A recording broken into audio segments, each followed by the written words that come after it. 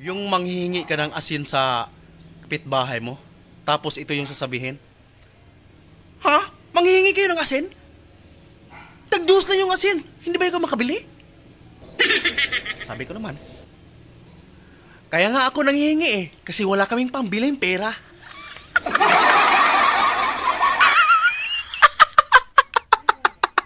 May mga tao talaga, no?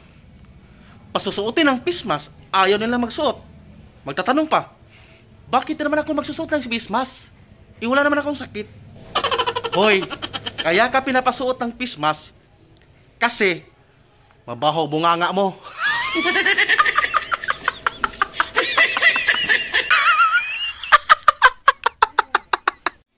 Masasabi ko talagang high-tech na talaga ang panahon ngayon.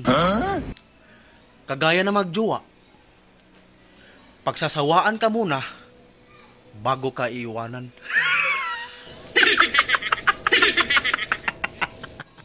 Naranasan nyo ba yung magpapaalam kayo ng mga magulang mo? Nay, tay, aalis muna ako. Magdi-date lang kami ng jowa ko. Tapos, ito naman yung sagot nila. Paano ka nagka-jowa?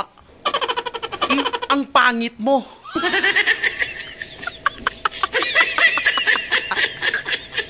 Hindi supportive yung magulang mo.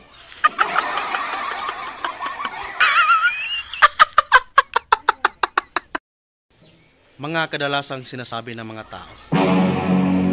Pangit man ako sa inyong paningin. Sa dila na lang kita aangkinin.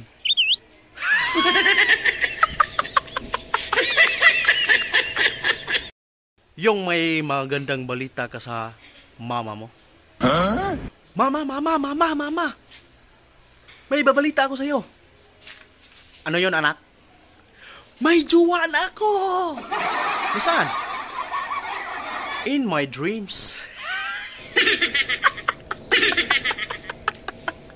Hindi man tayo magkaedad.